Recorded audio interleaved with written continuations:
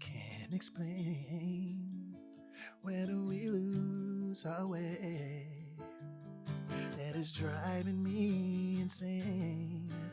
And I know I just need one more chance to prove my love to you. And if you come back to me, I'll guarantee that I'll never let you go. Can we go back to the days our love was strong? Can you tell me how a perfect love goes wrong? Can somebody tell me how to get things back the way they used to be? Oh God, give me the reason I'm down on bended knee.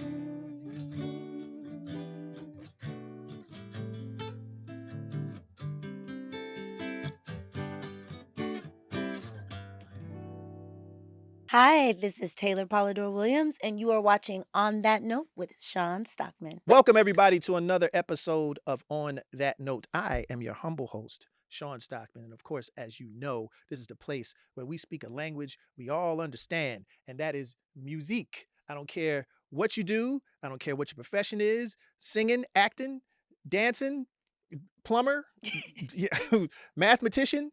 We all listen to music. I don't care what you do. Am I right, Tay Tay? You are right. All right, and we're going to get into it. We're going to get into what you listen to as well as your career. But first, I like to give flowers here. All right, so sit back and drink your tea.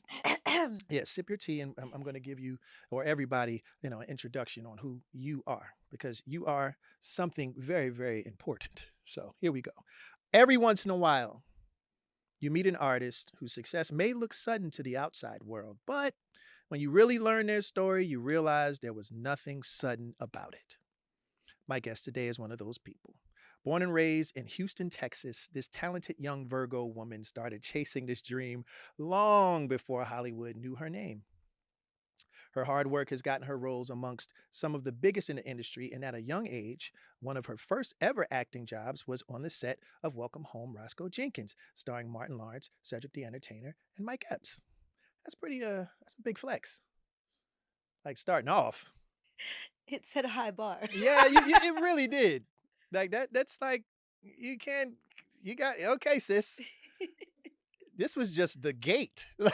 Like now it's more to come. And actually, you've done that. So we're gonna get into that. Since then, she was hooked. And there was no doubt about the trajectory she chose to follow. She began stacking an impressive and incredibly diverse body of work, appearing in projects including, and please correct me if I have any of these things wrong, because I do look some of this stuff up, and sometimes Google it goes against me. All right. So Black Lightning, Genius. Yeah. Okay. Aretha. Yep. Genius Aretha is one. Okay. Okay. Genius Aretha. Wicked City. Yep. Okay. She became Tootie on All American. Yep. Homecoming. Mm-hmm. And fans of the acclaimed FX series Snowfall will remember her as Dallas. Yes. The cool, dangerous bounty hunter who definitely wasn't somebody you wanted showing up at your door. That was one of my favorite series too, by the way. One of mine too. Yeah. Yeah. How was it like, just filming that? Because that's like iconic. It was iconic. I Yeah. think it's still one of the iconic Black television shows of our time. Yeah.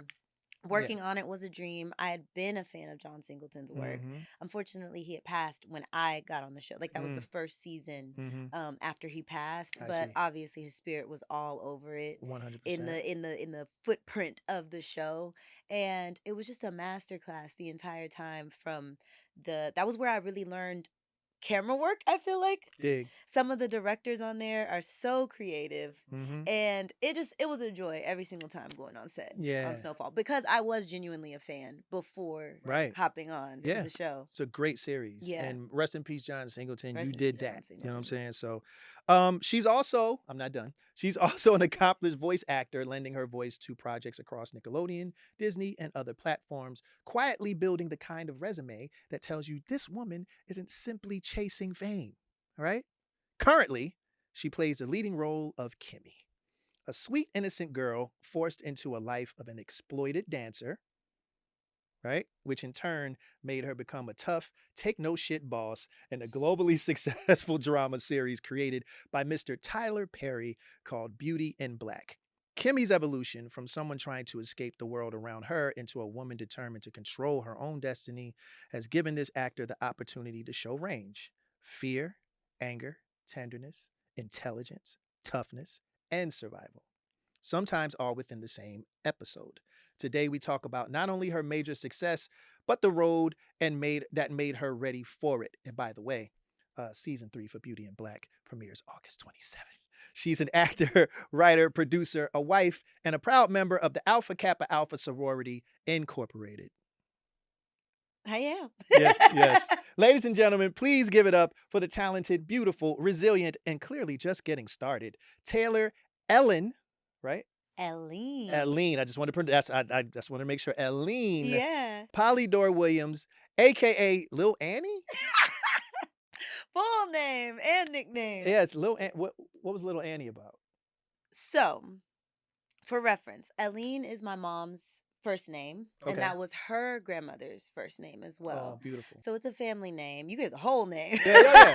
The full name. I do the whole government names here. Now, Lil Annie comes from a nickname my mom gave me. Mm-hmm.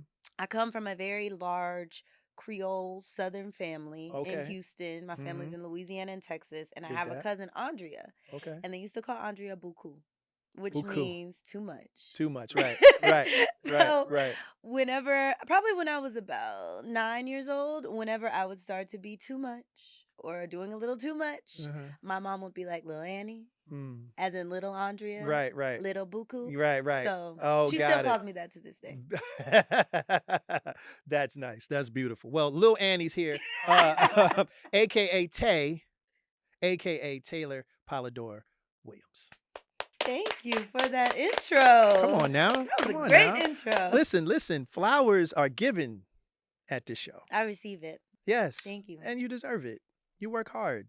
And you've been working hard ever since you were a kid. That's like some really big accolades starting off being a youngster and scoring a gig like Welcome Home Roscoe Jenkins. Like, how was that working with who Martin, who's a brother of mine, and, Yeah. and I know how crazy and funny he is, but how was it on the set? Like, was it cool? Like, were they cracking jokes all day? Like, what was that energy like? So I actually didn't get to work with Martin Okay. one-on-one because I was in flashback scenes when his characters and I Cedric's character when see. they were children. I see. But I did get to work alongside James Earl Jones, Margaret Yes. Avery. Yes. Malcolm D. Lee was Right. the director. Right. And I think Martin and everybody was on set because obviously their trailers and stuff were there. Mhm. But it definitely set a high bar. Yeah. Like this was 2008. Yeah. So I think Martin had like a 2-story trailer. Like it was crazy on Yeah. set. And I believe that's how every set was. Yeah.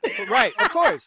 There was lobster at every set for Right. lunch. Right. Like I this- really thought that. Right. I was like, oh yeah, this is what I'm gonna do for the rest of my life, and it's gonna be this wonderful. Of course, everyone's gonna fly me out. right. They're Excuse gonna me. get Where's the caviar? Yeah, hotel rooms for me and my mom. Yeah.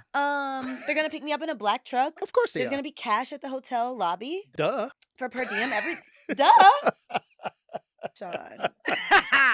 Yeah, I know.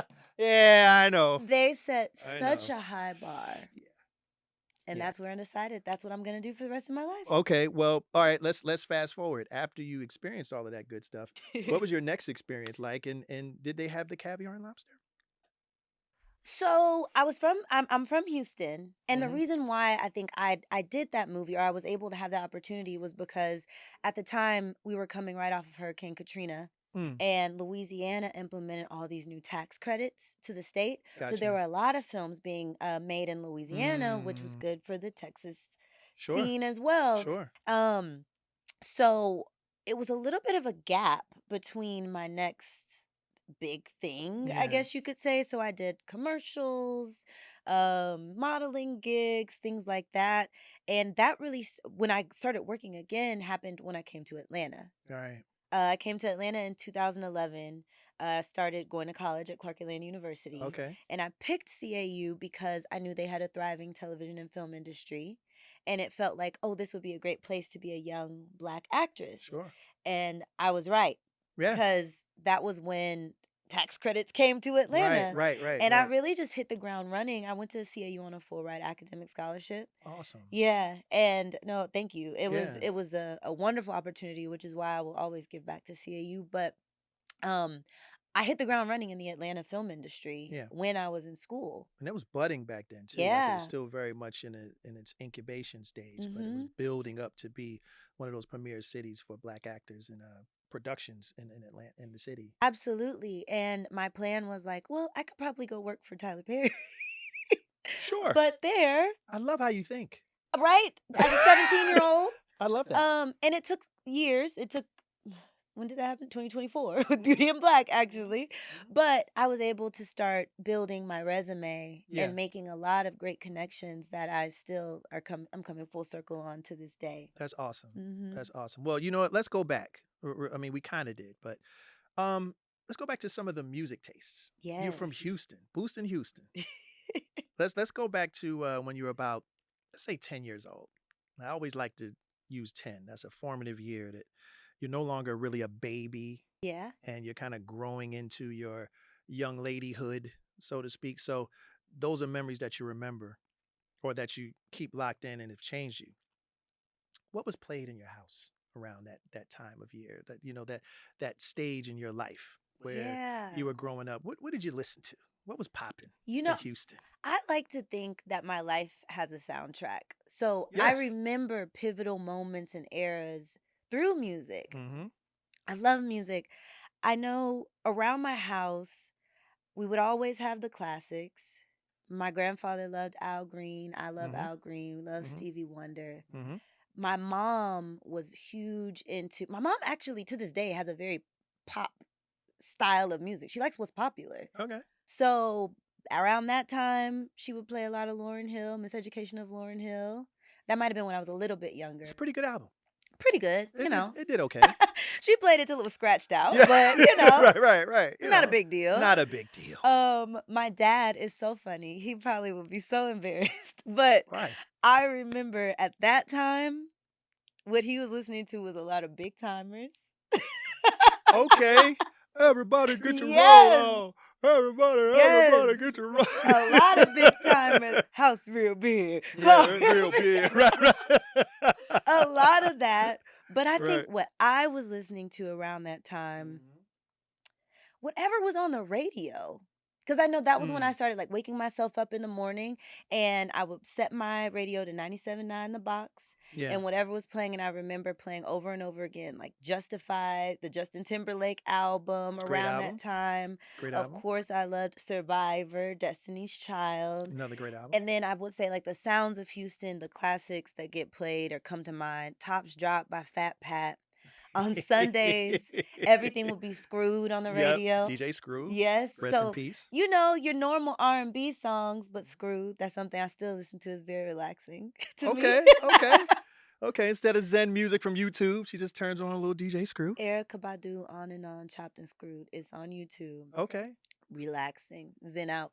Yes. YouTube is like the source. Yeah. It's become the place. Yeah. For like, if you just want to hear beautiful background music, just like you said, to go to sleep to, or to kind of just cook, read, And whatever. I love now DJs are uploading like their sets onto YouTube. That's pretty dope. And I discovered so many new sounds and different people from all over the world because of it. Same. It's like I watched this series or this channel called Apartment DJs or something like that. Apartment Life. Yeah, Apartment Life, where it's just DJs in an apartment and they just playing their sets, and I'll just have it on in the house, and while I'm working or doing something, and it's like, yo, this is cool. You know what I mean? So yeah, there's just new ways to discover music.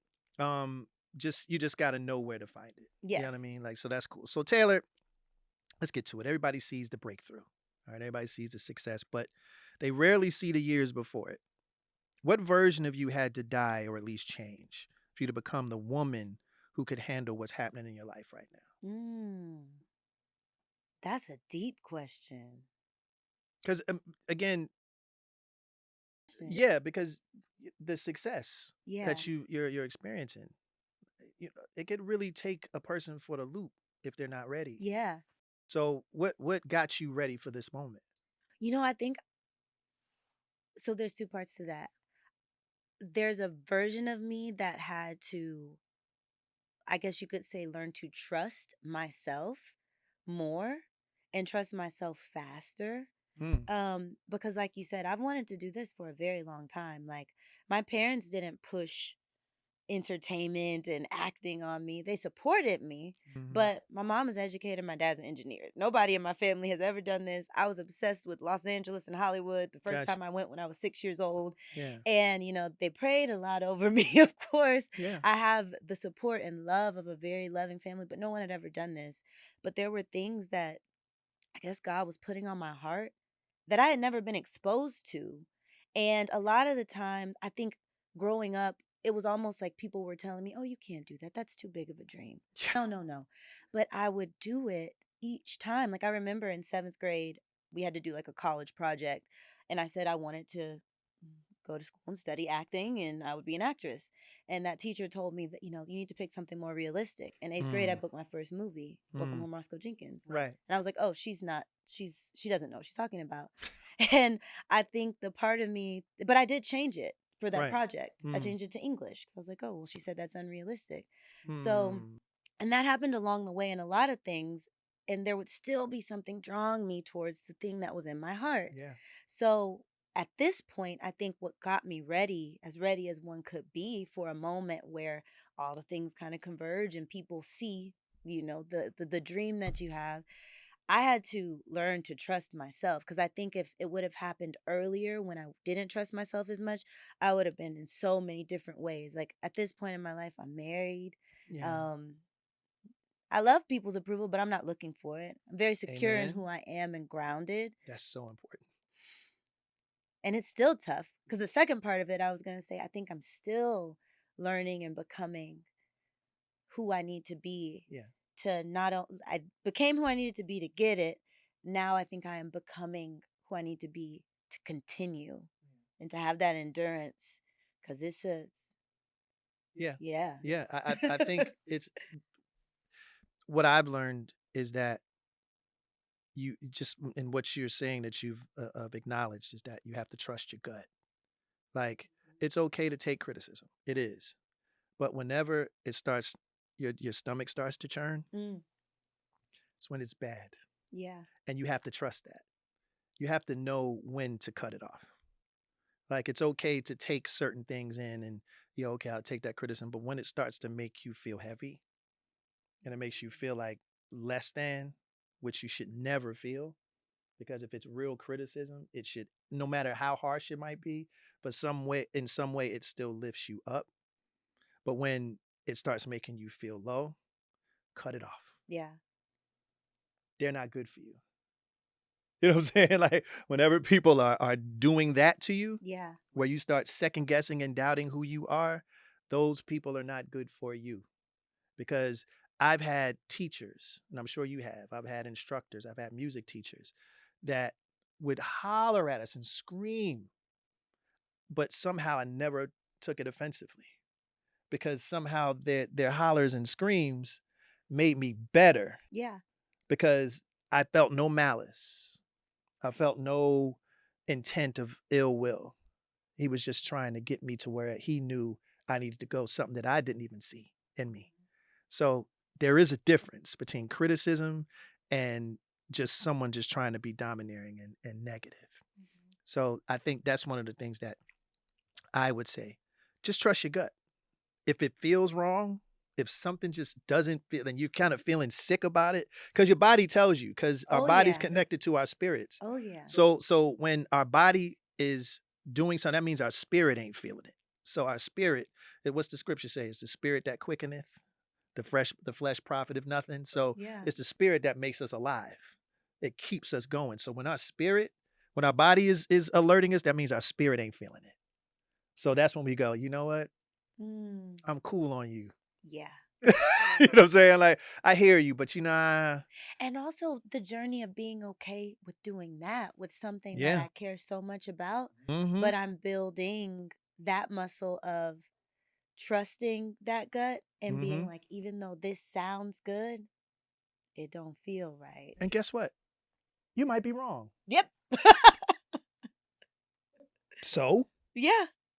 At least you made the choice. Yeah. You can sleep at night knowing that you went in with the right intention. Mhm. And if it was wrong, if it went left, hey, it's life.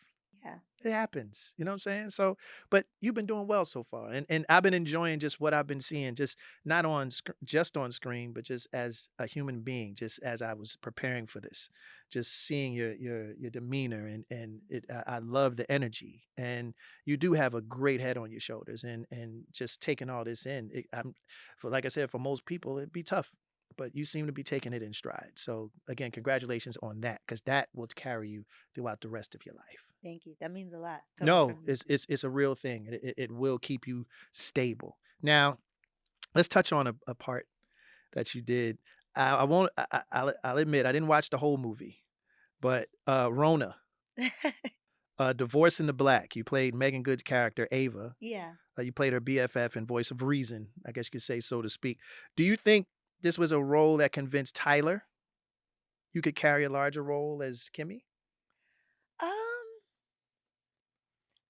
there may be truth there because that was actually my first time working Right. with Tyler. Right. And funny, Divorce in the Black, we filmed that I think the next week the strike happened. So I was out of Ah. work, and then once the strike lifted, Beauty in Black came about. Hmm. And so I don't think it's a coincidence. I think maybe he did see something with us working together, because I remember when we filmed that, I didn't have a lot of interaction with him. We Hmm. shoot at a very fast pace. He's very efficient, and beyond, like, good morning, need you here, need you there. I didn't really Got hear you. much from him. But I don't know, growing up, I always knew no direction is good direction. I'm gonna just keep doing what I'm doing. Right. I don't need if you don't need anything, I don't need anything, and we're good to go. Yeah. But I was kind of like, oh, I wonder if he liked me. And the assistant director, he was like, "You're gonna be back." He didn't have a lot of notes for you. I was like, "Oh, okay." And It's then always watching. yeah, yeah. So there may be truth there. Yeah, I mean, because you pretty much went from there to Yeah, I did. this amazing series. And but real quick, what did you learn though about playing in Divorce in Black, about marriage, relationships? Now that you're married, right? Yeah. Was it May 4th? Yes. Okay, yeah, yeah. That you could apply or be aware of in your own relationship. Ooh. So yeah, I was engaged when we shot that, and we Okay. actually had such great conversations on set. Mm-hmm. It really shifted my perspective about a lot of things. And I love love. I love marriage. My parents have been married 36 years, Oh, and they're congratulations. That's they're beautiful. they have a beautiful relationship. Mm. But Corey Hardrick, Megan Good, the conversations that they were having about marriage as two people who do love and marriage. Um, and I mean, it's public knowledge that they have gone through divorces, Yeah, sure. public divorces, Mm-hmm. and I think one of the biggest things that film gave me were the conversations we had on set, and just understanding that at any given point in a marriage, two people can decide a person can decide they don't want to do that anymore. Mm. And to where some people that might be scary, and you build walls, I just felt what a privilege it is to be chosen by somebody to do life with them. You don't have Wow. to be here. I don't have to be here. It's true. We don't have to work this out. And I was like, maybe that's what a marriage needs more than anything, more than love, more than friendship, the desire to want to do this life with each other. And if we have that, we can figure out anything. And that's why I don't give relationship advice, Right. because I don't have it for, and I have a beautiful marriage. I love my husband so Yeah. much, and we've been together over 10 years, and that we're like, I don't have any advice for you except pray and do what works for you guys. That's it. That's That's it. all I can say. But that choice, and what an honor it is to make that choice with somebody. Yeah. It because it is like relationships are custom made. Like Yeah. they're not things that, you can there's some things that generally can apply, but for the most part, you're you, your husband's him. Like, and Mhm. what dynamic you guys have is authentic to you. Yeah. So what might work for some may not work for others. Yeah. So you're right. Like all you can say is just pray, and I say just try to be a friend. That helps. I couldn't imagine not being friends with the person I'm married to. And unfortunately, a lot of times that's the first thing that goes Yeah. is the friendship. Yeah. So if you're still able to talk to your husband, still able to hang with your husband, laugh, joke, whatever silly dynamic y'all have, that's the sweet spot. You Yeah. know what I'm saying? But anyway, let's go to Beauty in Black. Huge show. global sensation, another Tyler Perry banger. Um, Debbie Morgan, Richard Lawson, Shannon Wallace, who was also in Divorce in Black.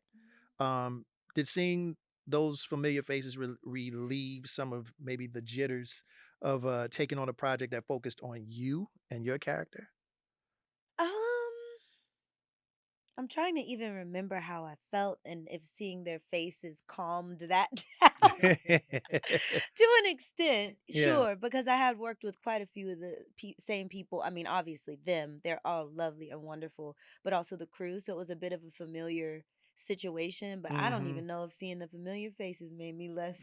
Made me less nervous than a Netflix series, like That's a big being number role. one on the call sheet. Yeah. I was definitely nervous going into it. Yeah. But they of course made it better. Sure. Sure. You also did a lot of physical stuff too. I mean, outside of the stripper pole Especially dancing. season 1. Yeah, the stripper pole dancing and the getting beat up and in the It was a hotel lot. room and all the other stuff. Like, was there an instructor on set? Did they prepare you for the tumbles, the falls? Yes, of course. Was there a dancer instructor that helped you Yes. kind of do the rolls and the Yes. yeah, well, yeah, Yes, we did dance, we did choreography lessons weeks leading up to it. Of course, we had stunt coordinators and yeah, people making sure we felt safe there. But yeah, it was a lot going on. yeah. I mean that first season, Hey. it's a lot of stuff going on. I remember it was like through the first season, Kimmie was so sweet and she was taking all this bullshit from all these people and all this other stuff. And then when episode 9 hit, boy, that girl, Plot she's twist. boy, she started turning. She had a body count afterwards. I was like, what the hell? Yeah. I was Yeah. like, so how was that going from that transition of going from the sweet, just innocent, just trying to get along, just trying to do what Jules says, you could pay him back the money, the whole whatever, into fuck this shit. Well, Fuck all you motherfuckers. I'm getting everybody, you motherfuckers. For me, I think that was the fun of it all. The transformation. Man.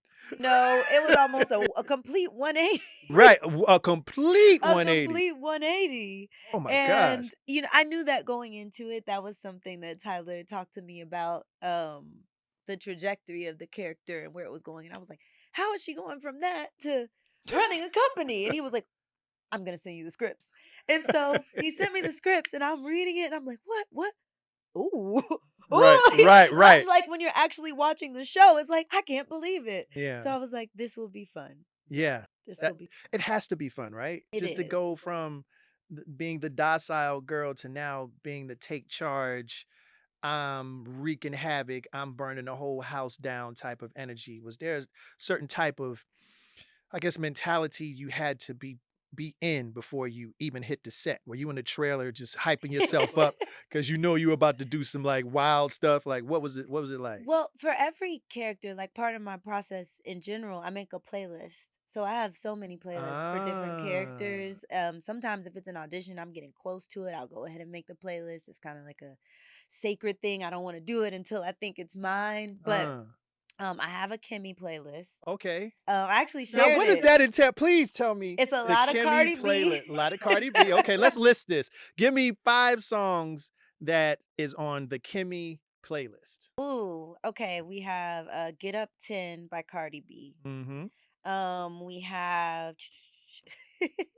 it's called My Story by Sean McGee. That is a deep cut MySpace song. Okay. Okay. Deep cut, A deep cut. but it Okay. fits. It fits. Okay. Um, I would listen to 5 might be hard off the top of my head. Oh my gosh, I wish I had my phone. I don't want to mess it up. Here, give us a few. Just 3 more. Just Throw give us it. 3 more. Yes. Ugh, Good catch. thank you. Okay. One Yes. hander. Yes. Okay. Kimmie. Yes. Oh, Take the Charge by Project Pat. Oh, Project Pat. That Okay. was season 1 for Yes. sure. Yes. I have oh, the Pretty Woman theme song. Okay. That was transitioning into season 2. Sure. Because that There was that that's transformation yes, kind that of transfer. moment. That's right. That's right. And I'll say Rich Girl by Gwen Stefani and Eve. That was going into season 2. Yeah. Okay. Kinda That makes get me in sense the though. mode. That makes sense because she did transition, like, from being And a it had to go quick. yeah, that's true. She went from stripper to horse's boo-boo. Yep. So, you know that's a good thing. Okay, all right, well, let's get into some deep stuff. Actors talk about getting into character, like we just talked about, all the time. I wanna know how you get out of one. Mm. After playing somebody carrying as much trauma as Kimmie, what do you do when they yell cut and Taylor needs to come back? Again, music. I have a playlist. Well, I have Mm, multiple playlists, but I have a playlist called Positively Tay, and that's what I put mm, on when I take the wardrobe out. And it's songs that really just make me feel like the essence of myself. On that, it's a wide range of things, but it goes from Cleo Soul to mm. T-Pain. You know, Right, dig there's that. just things that make me feel like myself and kind of bring me back to who I am. Bring you back to center. Yeah, and I like to do that as I take my makeup off, put my hair, my normal ponytail or bun, and my Yeah, clothes back on. I don't walk off the set feeling like whatever I just did at work. yeah. I have to leave that there. Always been I got to go fascinated. to my husband and my dog. Sure, always Yeah. been fascinated with that transition. I don't know how actors do it, and I've heard stories of a lot of actors having to, like, go away Yeah. and, like, just decompress and just disappear and just come back to who they were because they were immersed into the character so heavy. Like, I I feel like the longer you live with a character and maybe the the more in depth whatever you're doing takes you, the longer you need to release it. wow. Because it is like it's psychological. Even Yeah. though you can say I'm playing a character, you still are physically doing things. I actually I discovered that I had to make a separation. I was filming a show about Wicked City. You brought it up. Mhm. And we were like in the middle of a field in some southern Georgia city with like the I think it's called a pentagram, like the Mhm. witch Yeah, yeah, thing. uh-huh, yeah. We had fire. And although I knew this is fake. It's all fake. I drove home that night and we were working nights. So, like, I'm going to bed at 4 o'clock in the morning, sleeping through the day. My sleep was all messed up and I had the craziest nightmare. And I was like, Mm. I need to separate myself, Yeah. you know. And so I started playing my gospel playlist. Right, right, right, right. Get Almost, Jesus in you I real was like, quick. I Let's need put Jesus in Jesus. my Help me, Lord, please. But that's Yes. when I came up with this Taylor playlist because I was like, Yeah. you can't, mm-mm, Yeah. we can't carry that. So Wow. whatever works for you. Whatever works. Whatever Mhm. works, just to bring you back. Now, speaking of your husband, here's a dangerous question. What does your husband think is the biggest difference between the Taylor everybody sees on television and the Taylor he gets at the house? I think that he would say that the Taylor that everybody gets on television, well, Taylor or the character? Well, the characters, and then because Taylor, the person at work, Yeah, becomes something else opposed to Taylor at the crib when the makeup's off and right. you're in the shorts and you're walking around with your favorite slippers on and He and all of my friends and family probably say that I'm like way more put together than who I am in real life. They would probably mm, say you're crazy, and people don't know that, but not crazy in an angry way. Because I feel like I play a lot of very aggressive women. I don't think mhm, I'm particularly aggressive in real life, but mm, probably much more silly, sarcastic, yeah. things like that that I you probably wouldn't see it in the characters yet. What parts of Kimmie are parts of Taylor, if any? We're very different. Okay. We're very different, but probably the fierce advocate that she is for Hmm. her sister and her friends who are like her family. I'm very much so like that. Yeah. I will stand up for people I love probably stronger than I would myself Yeah. at a lot of times. Yeah. And that was something that resonated with me with her. Like she dealt with all these years and people, abusing her and talking poorly to her. But when they took her sister, Yeah. That's when you went the switch flipped. hamburger. She And I went feel straight like crazy. same. I Yeah. understood. I Poor understood. poor Delinda. You ain't have Rest in peace, yeah, Delinda. yeah, rest in peace, Delinda. Rest in peace. Man, you went out. With a bang. with a bang. That's crazy. I was like, "Oh, shit, That's crazy. I forgot man. about that. Oh, yeah. Yeah. Yeah, you really just, made her speak her mind." See what I did there? Speak her mind. You gotta watch the show. Okay, okay. But all right, on a serious note, because you talk about support and advocacy, your grandmother did a lot of support work and advocacy for children who didn't have a voice and just wanted to live just a great life. You took on that mantle and you started doing it yourself. Please tell us more about the foundation that you set up and what it supports and all the things that you've been doing. Yeah, my grandmother, Betty Jenkins, I called her Grand Betty, my favorite girl in the world. Mm. She passed away 10 years ago. But my grandmother was a foster mother. Mm-hmm. So I grew up in and understanding the child welfare system and knowing that it just was not right for young people to be taken away from their parents or to not have an environment that they could thrive and be nurtured and be safe in. Yeah. Because I grew up with very loving parents. Yeah. I had a beautiful childhood, but I was always exposed to the fact that not everybody had that. So from even when I was a little kid, I was, sharing my Christmases or toys with whoever my Oh, grandmother that's happened to have nice. in the home. And we always, my family in general, embraced a friend could come over and your family. What do you want to eat? You want to drink? Like we are a very embracing group of people. So with the children, of course, have these toys, have this Yeah. thing. And years later I was out here in LA auditioning, doing the things that all people come to Los Angeles for. And I went to the SAG-AFTRA Foundation for a screening of a film called Night Comes On, which was about two young Black girls in the foster care system. And I kind of went skeptically because it was directed by a woman named Jordana Spiro, and she's a white lady. And I was kind of like, what does she know about Right. two Black girls? Sure. Dominique Fishback was in the movie. Back then, that was before she was Dominique Fishback, but Right. amazing performance, beautiful film. Mm. And Jordana wrote it with a woman named Angelica. I don't want to mispronounce her last name, Yeah. Nwandu, something like that. But it was her story of being in the foster care system.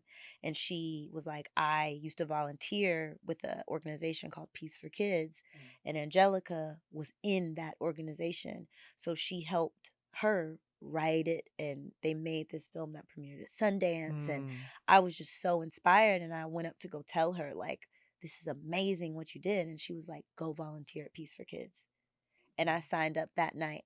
And it gave me so much fulfillment Yeah. being out here. I think I encourage everybody in the world to step outside of themselves and go Right. help somebody That's else. right. We all need help. I know that. But when you have a moment, whatever the cause is, and for me, it was going to go spend my Saturdays with youth in foster care at this Saturday That's programming awesome. that was teaching them resiliency, how to cook healthy meals. They had a physical fitness component. Really, it was respite for their foster parents for Sure. a few hours. Sure. Um, but it was wonderful, and I wanted to do more. And I became a court appointed special advocate for youth in care. I went through a whole 6-week program with the courts in Los Angeles, was sworn in, Mm. and basically as an Wow. advocate, I would get assigned a high risk case Mm. and just be like a wraparound hands. I was calling social workers, calling teachers, calling Wow. parents, because a lot of times social workers might have 30 kids on their caseload. Yeah. I had one. Right. So if things were falling through the cracks, hi, you didn't call me back. Hi. And Right. that's a lot of the work is. Right. And going to go check in on the young person. I bringing kids meals to Watts, going That's sit down, so dope. taking them to appointments. Yeah. And there were some young people that fell through the cracks. Their case transferred from child welfare to juvenile delinquency. Mm. And, I had some low lows, but also high highs, young Yeah. people getting adopted, helping to find family members in Oregon who didn't even know the child existed. And they were like, we want her. Like, it was so fulfilling. But as Beauty and Black came to rise and, Right. more people started recognizing me, I can't go to the No, jungles. I understand. I understand. I I understand. mean, I Right. Right. can, but Right. I Yeah. can't. Yeah. You got to be cool about it. Yeah. So I was like, I want to do more, Yeah. and I still need it to be fulfilling. I don't want to just give a check I need to have a say in the programming and what's going on. And that is how the Shelter Rock Foundation, my foundation, came to be. The street I grew up on was Shelter Rock Court. Mhm. And that is where my dreams, my performances, these ideas Right. thrived. And I was like, that is what I want, not just for youth in foster care, but primarily and specifically for youth in foster care, but young people and generally, particularly Black people, and young adults too, to have support so that they can thrive creatively, not just, get by. So we just launched a housing scholarship program because I heard that there was a need at Clark Atlanta. Mhm. They had a housing crisis. So, like, all juniors and seniors have to find off campus housing. It is so expensive in the Yeah, city of Atlanta. it's crazy. So, we just awarded three mass media arts scholars with free housing for the year. Yeah. Oh, So, that's awesome. we're still growing, but Yeah, yeah. But you're putting in the work. yeah. And that's what matters. And I think that's part of our job as being famous people is that we use and utilize that ability to touch people that the normal person wouldn't and really make some changes and do some good for folks that can't really speak for themselves. So God bless you with that. Thank you. Yeah, that is amazing. Thank That's I had to touch on that because I read that and I was like, yo, that's special because this is what we do a lot of these things for outside of our own selfish you. things that it's amazing that people take the time to give back and a lot of people don't. So the fact that you are able to do that and that you're willing to do that is a blessing and that's a gift. So thank you for being a gift to other people. Yeah. So all right, but let's have fun. All right, where's my questions here? All right, we're gonna do a little speed round. All right. Okay. I'm gonna give you two choices, right? You can't explain yourself until the end. Okay. All right. Here we go. Houston or Atlanta? Houston. Comedy or drama? Comedy. Auditioning or memorizing 15 pages overnight? Memorizing. Memorizing? Yeah. Okay. I got to, okay. All right. Red carpet or sweatpants at home? Red carpet. Okay. Let's go. Kimmie's wardrobe or Taylor's wardrobe? Taylor. Okay. All right. So make sure. Hollywood party or date night with the hubby? Date night with the hubby. Okay. Oscar or $1 billion box office movie? Shawn. Come on. I gotta put you on a hot seat. Oh man. People are watching. Oh no. Why does this feel like a career destiny choice? Oh man. Let me ask it $1 again. billion movie. $1 billion, there it is. Hey, because guess what? We can always get that Oscar later. We can come back for it. We can come back for it. We can do I that can produce it. exactly. There we go. Do that little boutique film for $35. Get that Oscar. It's so artsy. Here's your Oscar. All right, that's perfect. Tyler Perry calling at 3 a.m. with new pages, or your agent calling at 6 a.m. with an audition. Equally as frazzling. He's actually done that. He didn't call, but he's definitely sent some in the middle of the night. Mhm. Probably Tyler calling with new pages. Okay. Your grandmother's work with okay, I already signed it. Okay, cool. We got that. All right. So, all right. Let's see. Oh, congratulations on being casted for Reasonable Doubt season 4. Oh, thank you. What was that? Tell us what that feel is about. Like, first off, what's your character? If you can you spill some tea? Yes. All right, cool. So, what's the character? Who is she? Who's her love interest?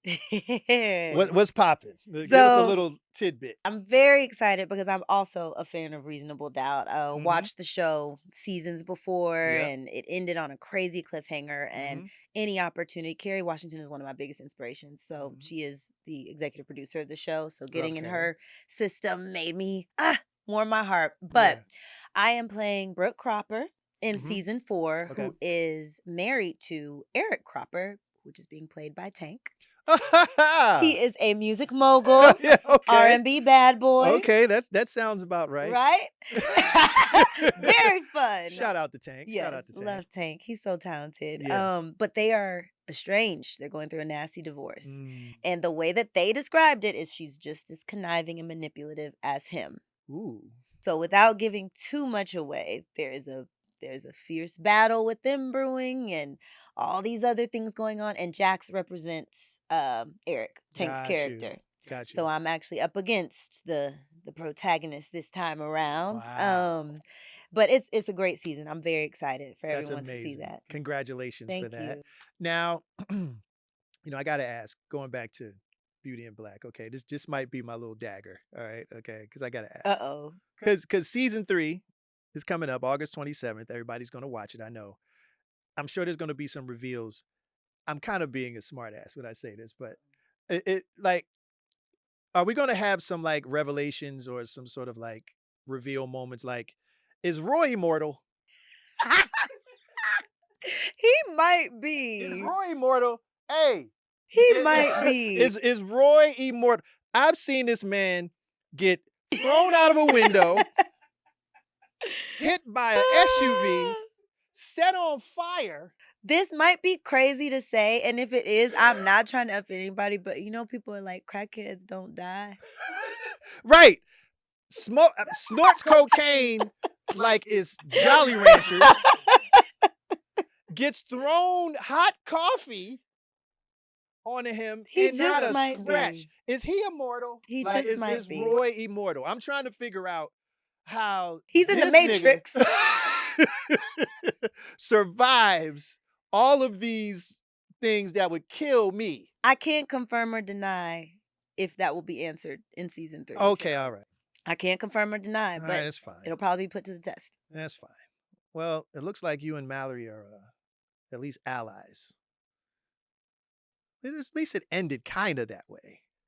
Like, Sure. is it still going to be, new friends, or is it going to be like, I would think so.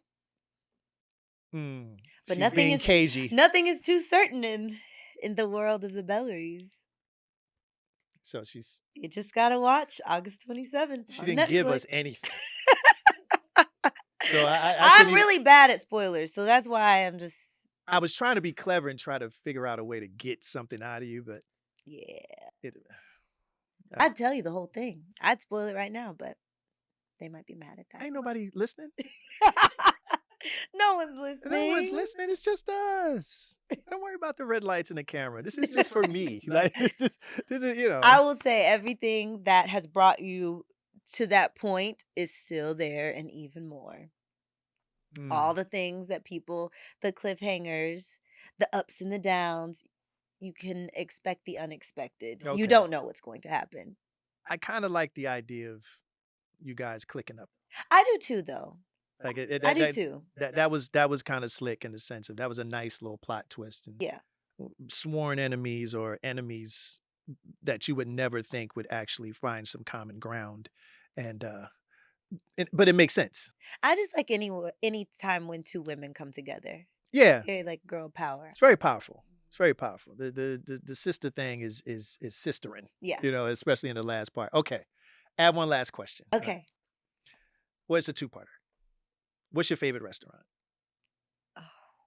Give me some. It doesn't matter. Doesn't matter what it is, where it is. Just give me something that's your go-to. Like, no matter if all else fails, this is the spot that's going to get me right. There's a place in Atlanta called 8 Sushi. 8 Sushi? Yes. The number 8? I love. Yes. Okay. It's my favorite number, actually. So. Kiana's laughing at me. So, Shawn, my husband makes fun of me. I eat at the same places all the time. Yeah. I'm kind of like, if I love it, why switch it up? If it's not broke. Doesn't make sense. And there are beautiful, I've gone to amazing places. Yeah. But it's like where I'm going to get right every time. I love sushi. I love fresh sushi. They never have failed me. It's your stomach. Dessert, sushi rolls. Yeah. Miso sea bass. Oh, that sounds great. A drink. Yeah. That's all I need. Yeah, that's it. I'll go by myself and sit at the sushi bar. Fantastic. Yeah. All right, cool. So you're at 8 Sushi. Let's just, I'm your director right now. Okay. So you're sitting at 8 Sushi at your favorite table. You're having some of that, that fresh sushi with your nice drink. And you're facing the door. And the door opens, and in walks a younger version of yourself. She was looking for you. She needs to understand life as she should expect it in her future. So she sits next to you or across from you, and she just stares at you. She's looking to glean some wisdom from her older self. What would the older Taylor Eileen, right? Did I say that right? Yeah. Say to the younger Lil Annie? She would say, everything that you are seeking, that you want to be, is already within you. Protect it, cultivate it, keep striving to be the best version of you. Don't look at what other people are doing, like to measure yourself. You can look at it for inspiration, but keep striving to be the best version of yourself. And that is what will get you to where you're trying to be. Always make time to pray in your routines. Protect your routines because that keeps you sane. Um, and have fun, relax a little bit. It will all work out. And everything that you're going through are lessons that you need so that you can have enough strength to continue on when you get there. Also, you'll never get there. You'll keep finding places to go. So develop that endurance and enjoy. And that's it. Ladies and gentlemen, can you please give it up for Taylor Polydor Williams? Thank you so much, Sean. Thank you, Taylor. Okay, you're not out of the woods yet. You're not out of the woods yet, young lady. I promise this will be fun. This will be fun. I promise you. All right, so we're gonna first set it up here. Okay. All right.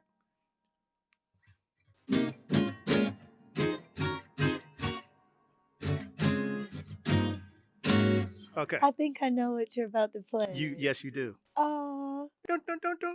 Dun, dun, dun, dun, dun. Dun, dun, dun, dun, dun. This is great.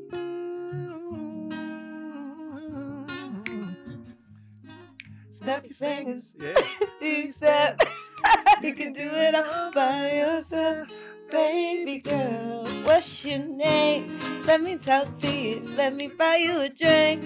I'm T-Pain. You know me. Convict music, nappy boy. Ooh-wee. I know the club. Close at 3. What's the chances of you rolling with me?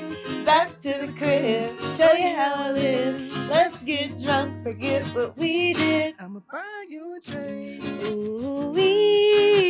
I'ma take you Home with me. I got money in the bank. Shawty, what you think about that?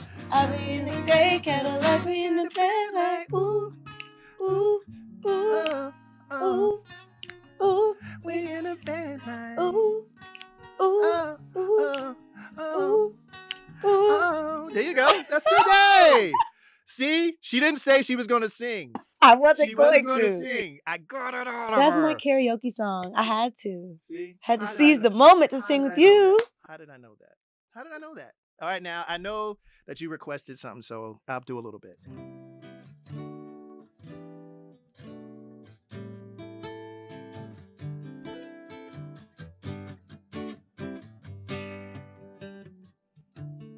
Darling, I can't explain.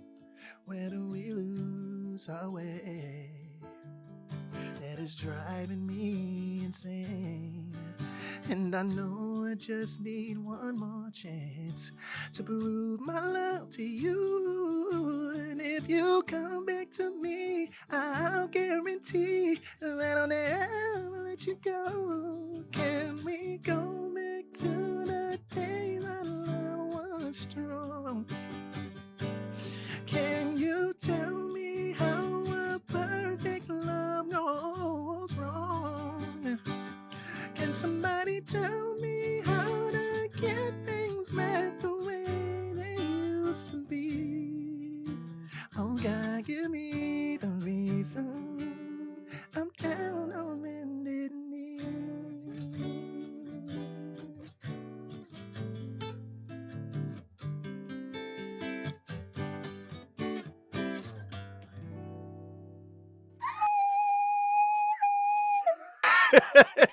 And that was for you.